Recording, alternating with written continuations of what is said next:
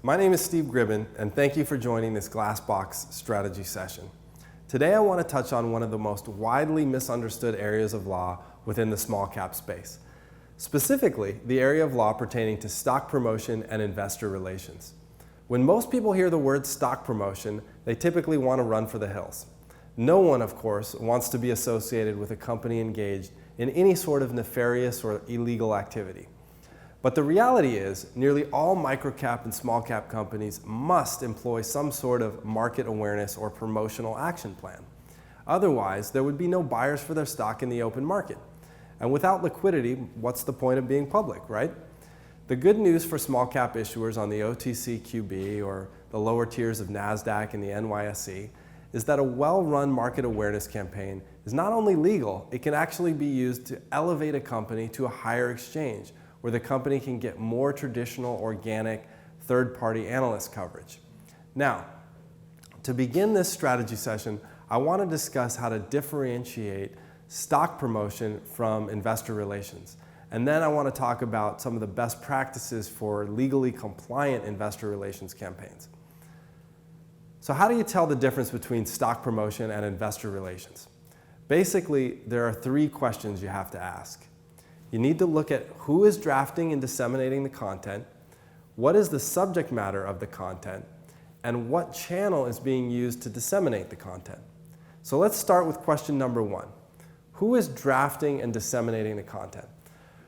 With investor relations, it's usually the company. The company is writing a press release, adding something on its website, or posting something on social media.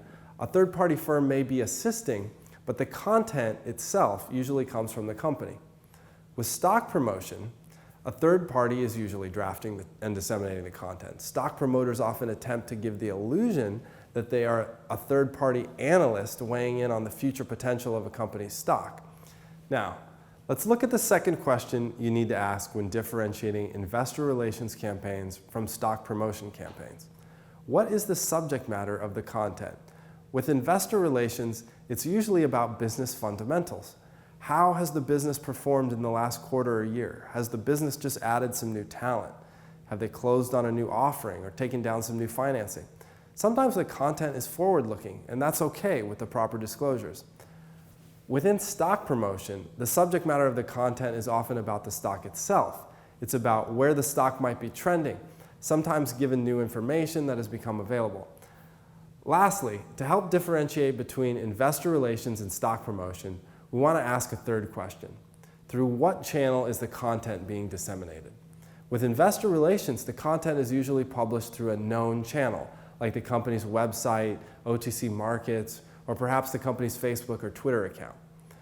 With stock promotion, the content is often published to a closed group of people. For example, this could be an email list, an online forum, or through a social media platform that's not widely known. So in summary, investor relations, or IR, usually involves a company putting out information about its business to a wide group of people through a known channel. On the other hand, stock promotion usually involves a third party putting out information about the company's stock to a closed group of people through a more discreet channel. As crazy as this may sound, both investor relations campaigns and stock promotion campaigns can be executed legally. While I would highly advise sticking to investor relations style of market awareness campaign, stock promotion campaigns are generally permissible so long as, number one, the promoter discloses that it is being paid to promote the stock.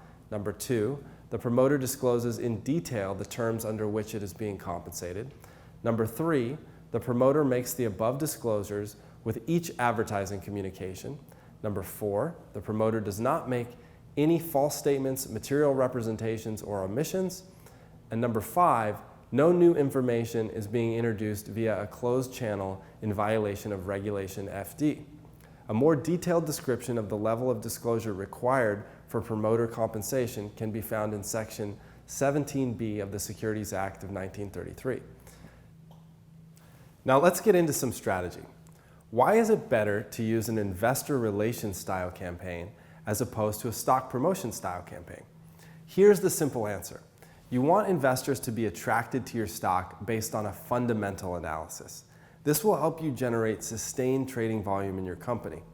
If you go with a stock promotion style of campaign, you will likely generate irregular spikes in volume, since investors will be responding to a technical type of analysis. They will basically be day trading or swing trading your stock. With the large spikes in volume that come with promotional types of campaigns, you'll likely end up only able to access financing from a limited pool of PIPE funds. With a more fundamentally driven type of IR campaign and more stable trading volume, you'll likely be able to access a wider pool of financiers.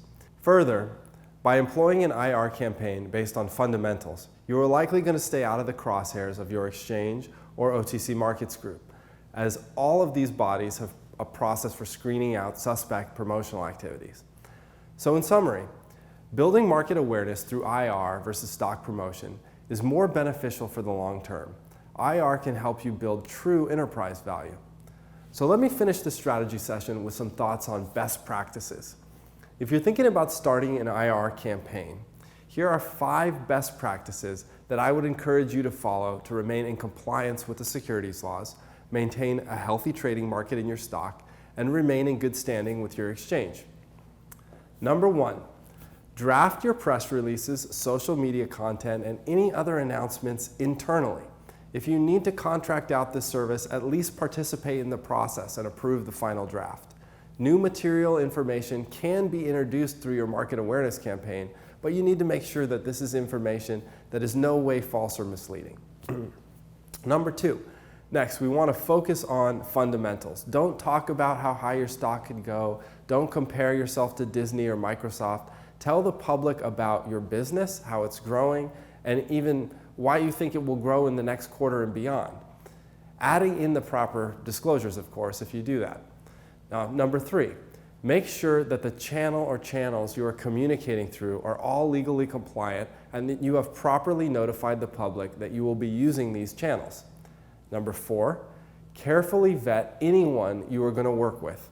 And finally, number 5, whenever possible, pay anyone with whom you contract with for IR services, such as press releases or dissemination of video content, website development, etc. Pay them in cash for those services.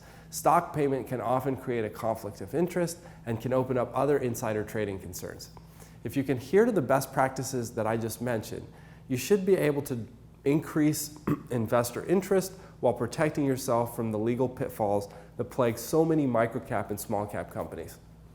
Now, the last thing you want as a small cap company is to get dropped by your exchange for questionable promotional activity. And the second to last thing you want is to cease engaging in any market awareness.